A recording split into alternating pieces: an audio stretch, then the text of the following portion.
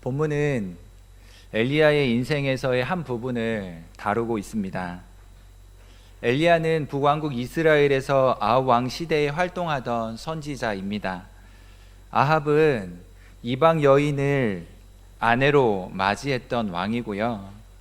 그 아내 이세벨의 영향을 받아서 이스라엘 역사에서도 가장 혹독한 배교의 시대를 주도했던 그런 왕이기도 합니다. 암울한 시대였던 거죠. 이세벨이라고 하는 이방 여인을 아내로 맞아 이스라엘로 데리고 왔는데, 이스라엘로 시집온 이세벨이 바알 종교에 철저하게 헌신된 여자였습니다. 처음부터 바알 종교를 전파할 의도가 있었고 그런 열심을 가지고 있었던 사람이기도 했습니다. 하나님을 경외하며 살아가야 하는 이스라엘 공동체 속에 이루 말할 수 없는 악영향을 끼친 여인이기도 하죠. 그렇게 아합은 이세벨의 조종을 받으면서 혹독한 핍박을 가했고 이방 종교를 받아들이는 아주 악한 종교 정책을 폈던 사람입니다. 아합과 이세벨의 이 합동은 실로 이스라엘이라고 하는 공동체 속에 짙은 어두움을 들이게 만들었고 영적으로 혼탁하고 힘겨운 시간을 보내게 하였습니다. 아합의 시대가 영적으로는 이렇게 어둡고 혼탁한 시대였죠. 바로 이 시대에 밝은 빛을 비추는 선지자를 하나님께서 보내어 주셨는데, 위대한 선지자 엘리야와 그의 제자로 뒤를 이은 엘리사라고 하는 선지자였습니다. 바로 이 두 사람이 이 시기에 활동을 했던 거죠. 하나님께서는 이 두 하나님의 사람을 통해서 하나님이 살아계시다는 사실을 드러내고 싶으셨습니다. 그리고 어둠이 깊게 드리워진 이스라엘 역사 속에 한 줄기 찬란한 빛을 비추어 주길 원하셨던 것입니다. 실제로 이 엘리야는 이스라엘 역사 속에 그 어둡고 혼탁한 시대 속에 밝은 빛의 역할을 감당하였지요. 그랬던 엘리야가 깊이 낙심하는 일이 일어납니다. 엘리야는 능력의 선지자였습니다. 열왕기상 17장에 보니까 엘리야는 이스라엘에 수년 동안 비가 내리지 않을 것이라고 선언을 했습니다. 가나안 종교 배경에서 보면 비와 풍요는 바알이 가져다 준다고 생각을 했습니다. 그러니까 바알 종교를 숭상하고 따르더니 그가 이세벨이라고 하는 여인이었고 그를 아내로 맞이한 아합 왕이 그 영향을 받았으니 이 이스라엘 백성들을 향하여, 이 공동체를 향하여 비와 풍요는 바알 신이 주는 것이 아니라 살아계신 하나님께 관장하고 계신 것이라는 사실을 드러내주고 싶으셨던 것입니다. 이들의 종교 배경 속에서는 비가 내리지 않는 것은 그 지역에 바알이 없기 때문이라고 여겼던 거예요. 그런 생각을 가지고 있는 자들에게 가뭄을 선언하면서 이 모든 일은 유일하신 하나님이 주관하고 계신다는 사실을 분명하게 가르쳐주고 싶었던 것입니다. 그래서 이스라엘에 비가 내리지 않을 것이라고 하는 가뭄을 선언하게 된 거죠. 수년 동안 비가 내리지 않았습니다. 그렇게 되니까 아합은 이 엘리야를 찾기 시작합니다. 그리고는 열왕기상 18장에서 드디어 아합과 엘리야가 만나게 되죠. 그렇게 둘이 만나게 되었을 때 엘리야가 아합에게 제안을 합니다. 바알과 아세라를 섬기는 선지자 850명을 데리고 갈멜산으로 가자는 거예요. 그리고 거기에서 제사해서 하늘에서 불을 내려 응답하는 신이 진짜 신이라고 하자라고 하는 제안을 한 겁니다. 갈멜산에 제단을 쌓고 각각 자신들의 신들의 이름을 부르게 되었죠. 먼저 바알과 아세라 선지자 850명은 그 종교의 지도자로 열정을 다해서 불을 내려주기를 간절하게 기도했습니다. 응답이 없으니까 이 이방의 선지자들은 칼로 자신들을 해하면서 피를 흘리면서 자신들의 신들에게 호소했지만 그 신은 아무런 응답도 하지 않았습니다. 때가 정오쯤 되었을 때입니다. 엘리야 선지자가 그렇게 호소하고 있고 기도하고 있는 그 이방의 선지자들을 향하여 조롱하듯 이야기하죠. 너희 신이 어디 있느냐? 큰 소리로 불러봐라. 묵상하고 있는 것 아닌가? 아니면 그가 잠시 나갔느냐? 그가 길을 행하는지, 그가 잠에 들었는지, 도대체 어떻게 된 것이냐? 이렇게 그들의 신을 조롱했고, 그들은 피를 흘리면서 신을 불렀지만 아무런 응답을 받지 못하였습니다. 이제 선지자 엘리야의 차례가 되었지요. 12돌을 취해서 지파별로 취하여서 올려두고 그 위에 나무를 쌓습니다. 도랑을 파고요, 나무와 재물이 젖도록 물을 붓습니다. 도랑이 넘치기까지 물을 붓게 되었습니다. 그리고 엘리야가 간절하게 기도할 때 하나님께서 하늘에서 불을 내리셔서 그 나무와 재물을 모두 태우고 흥건히 젖어있던 물도 다 말려 버리셨습니다. 엘리야의 완전한 믿음의 승리였습니다. 이 사건으로 인하여 엘리야는 하늘에서 불을 내리는 사람으로 인정받게 되었죠.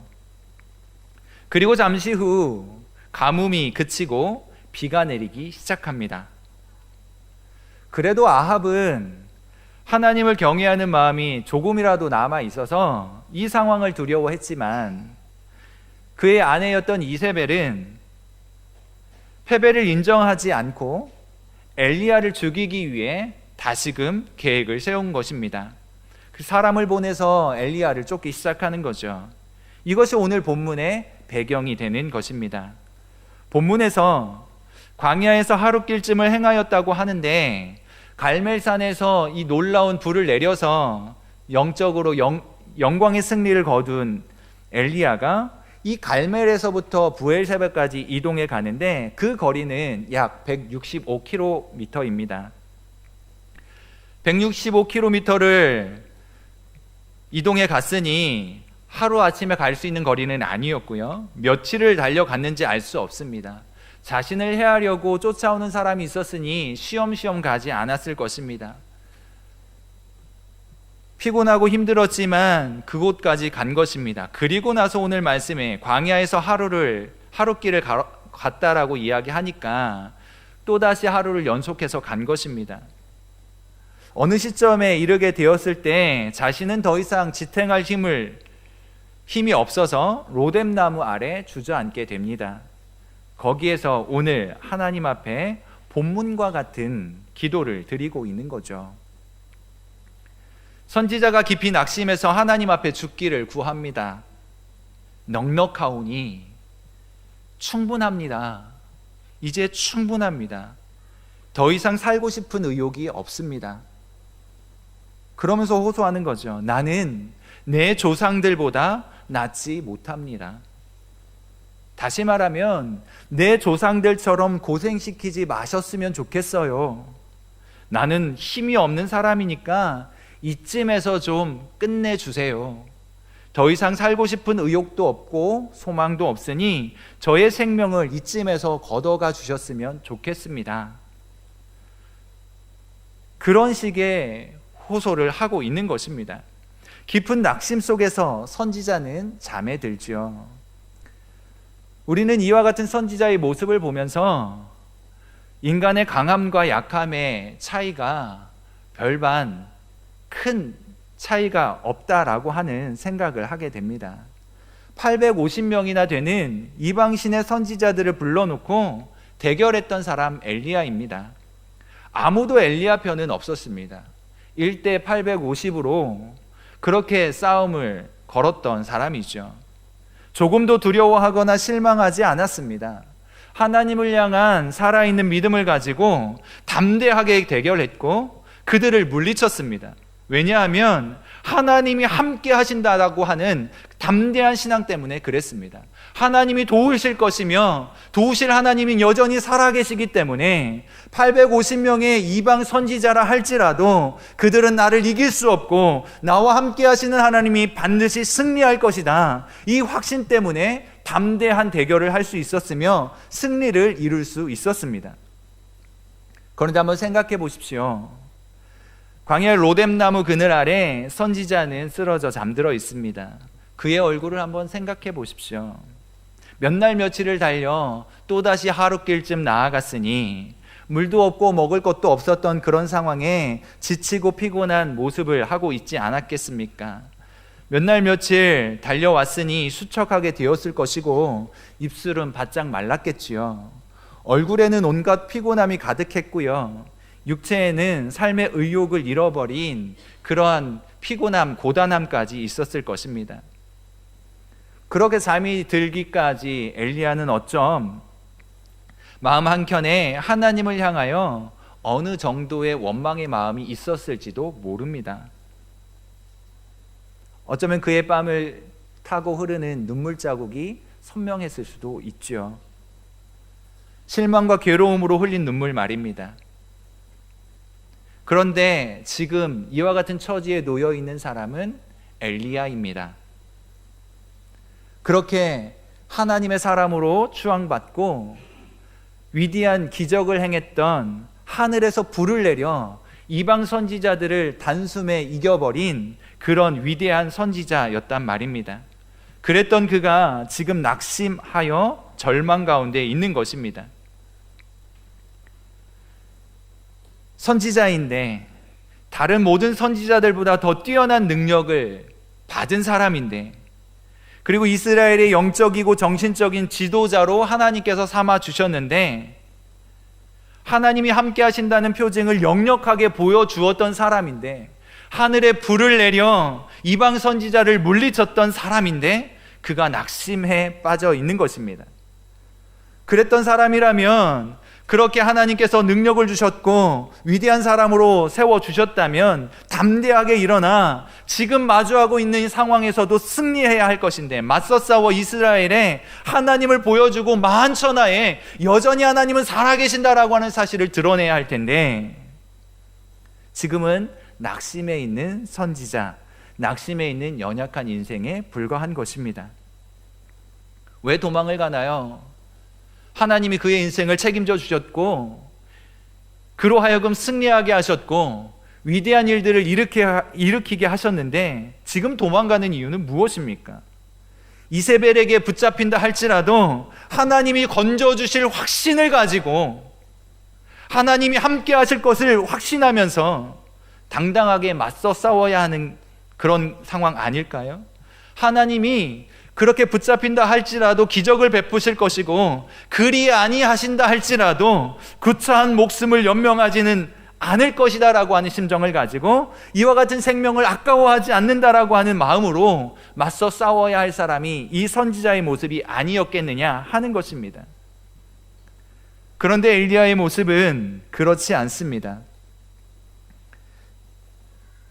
선지자였던 이 사람, 낙심하고 절망하고 있죠. 낙심이라고 하는 것은 항상 하나님을 향한 어느 정도의 실망을 포함하고 있는 것입니다. 하나님에 대하여 어느 정도 실망감을 가지고 있는 게 절망이요, 낙심이죠. 하나님의 살아계심을 인정하고 하나님의 도와주실 것을 확실하게 믿는 사람이 어찌 낙심하고 절망할 수 있단 말입니까? 나는 힘이 없어 주저앉을지라도 나와 함께 하신 하나님, 전능하신 하나님께서 일으켜 주실 것이 분명하기에 낙심하지 않을 수 있는 거죠. 그러나 선지자가 낙심하고 절망했다는 것은 한켠에 하나님에 대한 원망이 조금은 있었던 것으로 보여지는 것입니다. 이와 같은 상황에서 하나님이 선지자에게 나타나십니다. 생각해 보세요. 발로 옆구리를 툭툭 치면서 야 일어나, 지금 누워있을 때냐 자고 있을 때냐 일어나 라고 했다고 한다면 어땠을까요? 하나님께서 내가 누구이며 너는 누구이냐? 여호와의 손이 짧아 구원치 못하겠느냐? 귀가 어두워 듣지 못하겠느냐? 그러면서 발길로 차고 일어나, 지금 이러고 있을 때가 아니야, 정신 바짝 차려야지. 그렇게 하실 수도 있는 하나님이셨지만 하나님은 선지자를 그렇게 다루지 않으셨습니다. 오히려 하나님께서는 이 선지자를 전혀 다른 방식으로 다루시고 있는 걸 보지요. 이유는요, 하나님께서 우리에게도 사명을 주시고 능력도 주셔서 우리가 하나님 앞에 충성스럽게 또 담대하게 믿음으로 굳세게 살아갈 것을 기대하고 계시지만, 하나님께서 우리에게 향한 기대감이 바로 그런 것일 수 있지만 우리가 얼마나 연약한 존재인지 또한 잘 알고 계신다는 거예요. 우리의 연약한 모습을, 그와 같은 처지를 너무나도 잘 알고 계신 하나님께서 지금은 저를 다그치고 그렇게 때리고 하는 때가 아니라 그에게 위로가 필요하다는 사실을 아시고 그를 대우하시는 것입니다. 우리는 지금 누워있는 낙심하고 절망한 선지자 엘리야에게서 하나님이 부르신 위대한 종이 아니라 하나님이 붙잡아주지 아니하신다면 한순간도 설 수 없는 연약하디 연약한 존재를 마주하고 있습니다. 하나님께서 붙잡아주지 아니하신다면 아무 희망 없는 바람에 나부끼는 갈대와 같이 그렇게 연약한 인생의 모습을 보고 있는 것입니다. 그래서 인간은 항상 자기 자신을 정직하게 인식할 수 있어야 해요. 그래서 자신이 하나님 앞에서 얼마나 연약한 존재인지를 인정해야 합니다. 강할 때가 있지요. 내게 능력이 있는 것처럼 느껴질 때가 있습니다. 강할 때가 있지만 그것은 내 힘 때문이 아니라 하나님이 함께 해 주실 때에만이 강할 수 있다는 사실을 인정해야 하는 것입니다.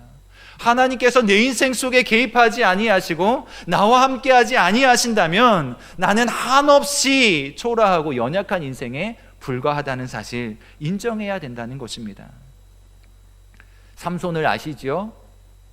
블레셋 군대가 쳐들어왔을 때 1000명을 그렇게 순식간에 쳐 죽였습니다.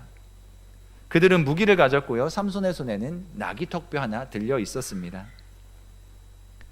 그렇게 1000명이나 되는 사람을 치고 나귀턱뼈로 그 수많은 사람들을 죽이고 전쟁이 끝냈을 때 그들의 시신은 산더미를 이루었습니다. 적군이 모두 물러가고 전쟁이 끝났을 때 삼손이 어떻게 했는지 아십니까? 턱뼈를 집어 던지고는 하나님께 말씀을 드리는 거죠. 전 이제 곧 죽을 것만 같습니다. 병사 하나가 일어나서 삼손의 목에 칼을 겨누기만 해도 저항할 수 없을 만큼 그렇게 탈진한 상태가 되어버린 거죠. 그 순간, 그 직전의 순간에 강했던 사람이 전쟁을 마치고 난 이후에 매우 약한 처지에 들어가게 된 거죠. 어떻게 이런 일들이 일어날 수 있습니까? 얼마든지 일어날 수 있죠. 예수님께서 굳이 우리를 구속하시기 위해, 구원하시기 위해서 사람의 몸을 입고 내려오신 이유가 무엇입니까? 우리를 구원하시기 위해 그와 같은 일들을 행하신 이유가 무엇입니까? 그 위에 태어나신 어린 때에도 흠이 없으셨죠. 그때도 사람이셨고요, 충분히 드려질 만한 제물로 합당하였습니다. 인생의 산전수전을 다 겪으면서 이 지상에서 사신 이유가 무엇입니까? 그 고통을 다 감당하신 이유가 무엇입니까? 그 고통을 감당하기 이전에 이미 태어나는 순간 제물로 드려졌다면 덜 고통하셨을 것입니다. 덜 고생하셨겠지요. 그런데 성인이 되셔서 공생애를 사시는 동안 그 모진 고난과 고통을 온몸으로 감당하셔야만 했습니다. 왜입니까? 그렇게 하신 이유는 예수님이 죄는 없으시지만 이 세상에 내려오셔서 연약한 인간의 몸을 입으시고 사람이 당하는 모든 멸시와 고난과 경험을 스스로 체험하시기 위하였던 것입니다. 그래서 하나님을 위하여 일생을 사신 것이지요. 부활과 승천하신 이후에도 예수 그리스도께서는 영원한 중보자가 되셔서 우리를 다스리시고 우리를 위해 기도하실 터이니 예수님은 우리 인간을 가장 잘 아시는 분이어야 했습니다.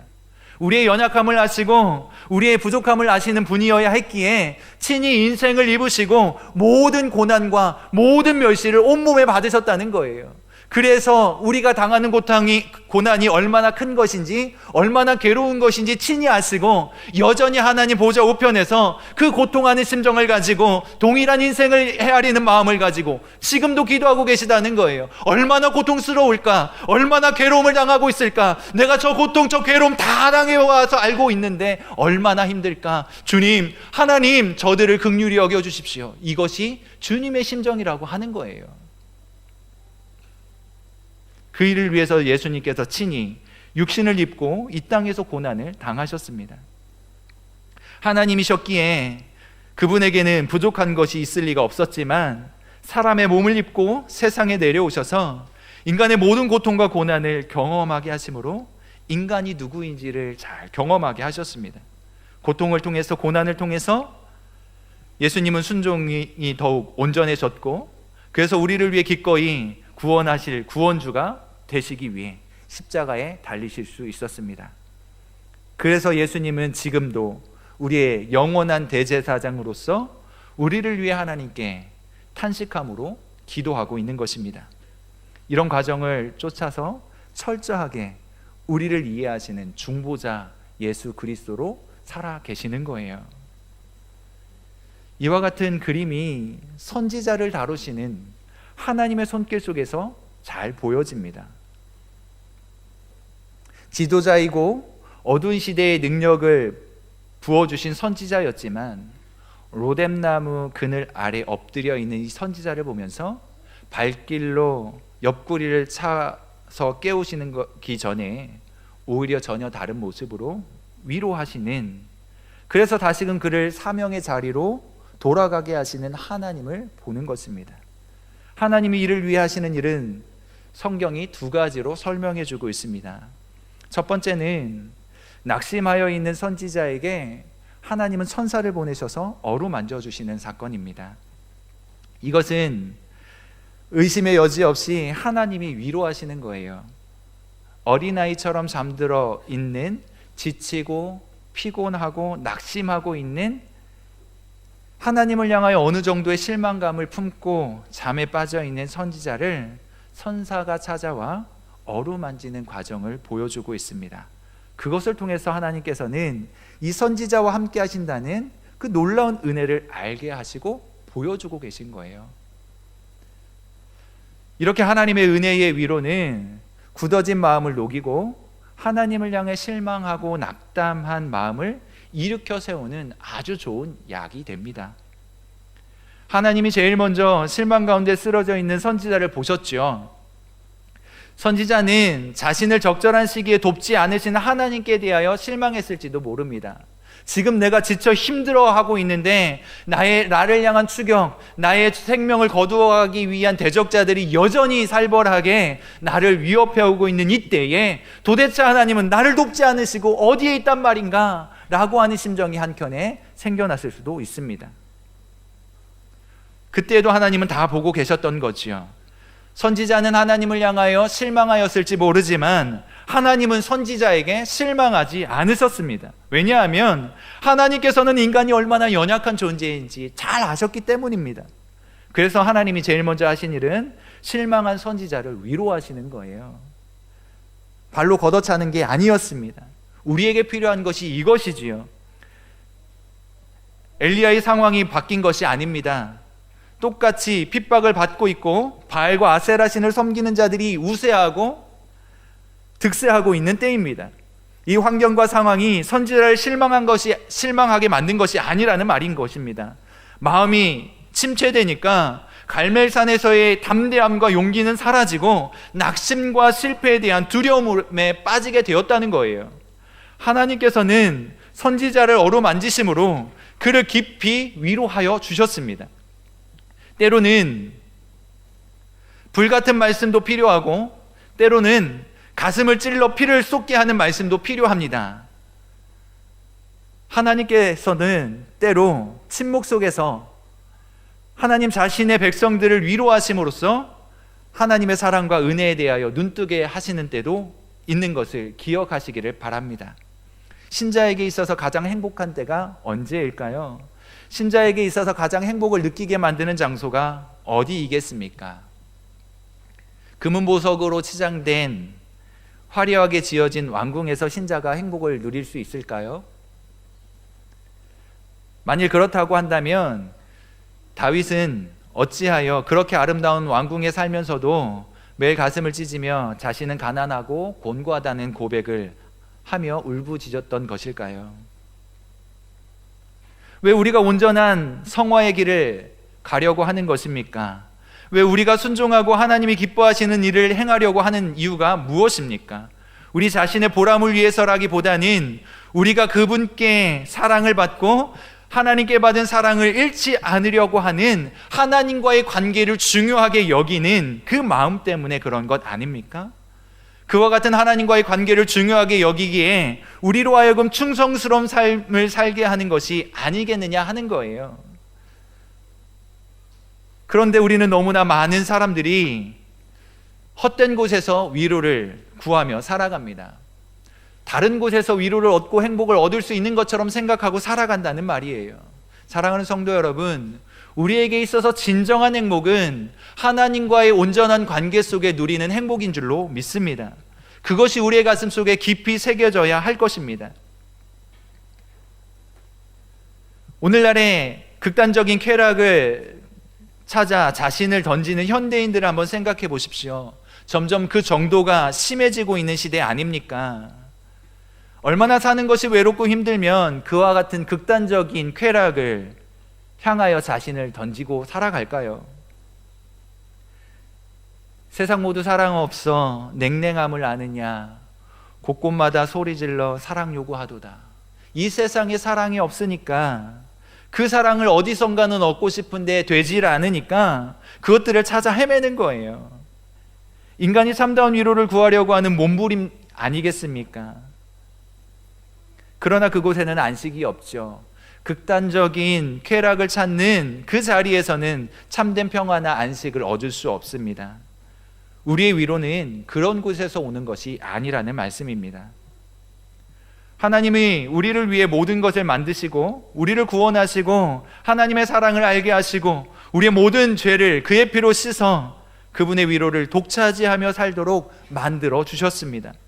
하나님의 위로의 품 안에서 안식을 얻는 것 외에 다른 것에서 쉼을 찾으려고 하는 사람들은 진정한 쉼을 얻을 수 없게 되는 것입니다. 행복할 수 없다는 거죠.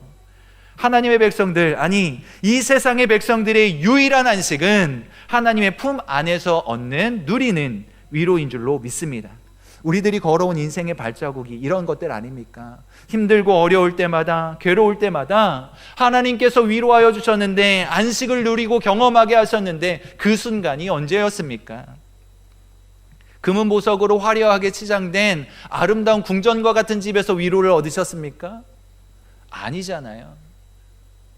하나님께서 함께하여 주시는 하나님 품 안에서 얻는 위로, 안식이 우리를 그렇게 인도해 왔던 것 아닙니까? 광야와 같은 인생의 길에서 세상에 대한 낙심과 하나님께 대한 실망으로 엎드려져 있을 때 금과 은이 우리를 일으켜 세워주는 것이 아닙니다. 우리가 그것들을 많이 경험하잖아요. 무엇이 우리를 이 광야와 같은 인생길에서 다시금 힘을 얻게 만들고 일으켜주는 힘이 되어줍니까? 어두움에 밝은 빛을 비춰주시고 너의 작은 신음에도 응답하시니 너는 어느 곳에 있든지 주를 향하고 주만 바라볼지라.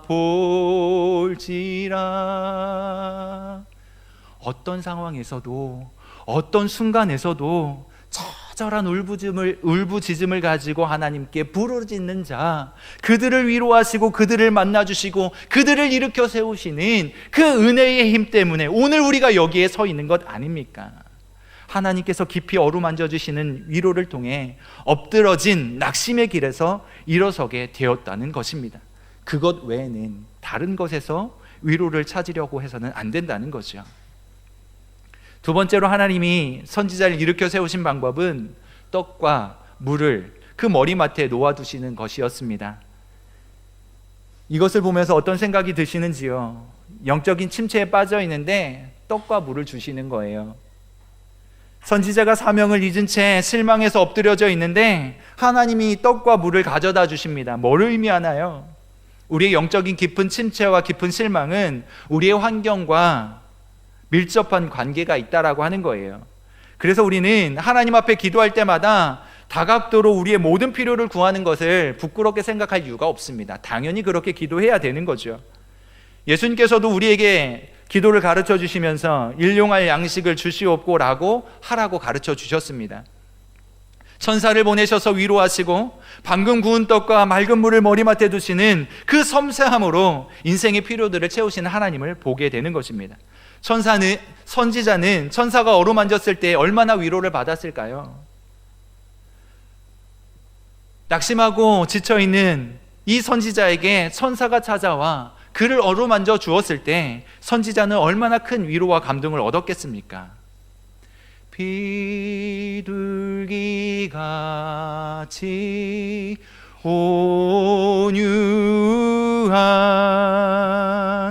은혜의 성령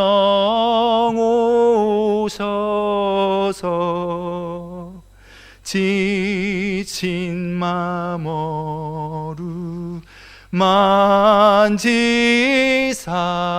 어루만지사 위로와 평화 주소서. 이것이 우리가 진정으로 사모하는 위로와 평화 아닙니까? 지친 우리의 영혼 속에 하나님께서 천사를 보내시든 친히 찾아오시든 주의 말씀을 주시든 우리의 영혼을 어루만져 주실 때 그 안에서 누리는 참된 평화와 안식 다 누리실 수 있게 되기를 바랍니다. 선지자가 그것을 경험한 거예요. 그리고 눈을 떠보니까 따뜻하게 구운 떡과 맑은 물이 있습니다. 하나님의 사랑이 현실 속에 다가오는 거죠. 아무것도 아닌데 믿음이 없고 침체에 빠졌고 사명의 길에서 미끄러지기보다 그 직전에 그래서 하나님을 향하여 실망하며 죽기를 간구하는 이 초라하고 연약한 인생을 다루시는 하나님의 따뜻하고 섬세한 은혜, 영적인 침체에 놓여져 있는데, 힘겹고 어려운 상황에 놓여져 있는데 먹을 것들을 주시고 현실의 문제들을 해결하여 주심으로 여전히 나와 함께 하시고 어루만지시는 그 하나님의 은혜를 경험하여 다시금 일어나게 만들어 가신다는 거예요. 사랑하는 성도 여러분, 인생의 해결은 하나님 앞에서 나오는 것입니다. 하나님의 얼굴을 떠나서 어디에 숨어서도 인간의 해결이 나오지 않습니다. 인생이 너무나도 힘들고 어렵습니까? 짙은 어둠이 내려 한 치 앞도 보이지 않는 것처럼 답답함을 느끼십니까? 그 어둠 위에 절망과 낙심의 어두움까지 겹쳐져서 살 소망까지 다 사라져버린 것 같은 느낌이 드십니까? 인간이 하나님 앞에서 자기 힘을 포기하고 엎드리는 때가 바로 하나님이 찾아오시는 때인 줄로 믿습니다. 하나님께서 우리를 품으시고 우리를 보듬어 주시는 때라고 하는 거예요. 혼돈과 어려움 속에서 인생의 절망적인 벼랑에 선 사람도 있을 수 있고 어려운 상황 속에 놓여 있는 사람도 있을 것입니다. 남이 알지 못하는 그렇게 눈물 흘리는 일들이 있을 수도 있습니다. 내가 어떤 처지에 놓여져 있든지 문제의 해결은 바로 하나님께 있다라고 하는 사실을 기억하시기를 바랍니다. 그리고 하나님께 기도하십시오. 정직하게 자신의 죄를 고백하고 정직하게 하나님 앞에 위로를 구하고 나의 연약한 처지를 인정하며 하나님, 나에게 공급하여 주십시오. 풍성한 은혜를 더하여 주십시오. 천사를 보내셔서 나를 위로하여 주십시오. 하나님의 위로가 필요합니다. 연약한 존재입니다. 도우심이 필요합니다. 그렇게 간절히 기도할 때 하나님께서 만져주시고 회복하시고 다시금 사명의 자리로 서게 하실 것입니다. 광야의 로뎀나무 아래 절망과 낙심에 빠져있던 선지자가 천사의 만지시는 경험, 하나님께서 공급하시는 은혜를 힘입어 일어섰던 것처럼 오늘 우리는 이곳 교회에서, 이곳 하나님의 말씀이 있는 곳에서 하나님의 위로를 얻고 새 힘을 얻어 승리하는 우리 모든 성도님들 되실 수 있기를 간절히 바랍니다. 기도하겠습니다.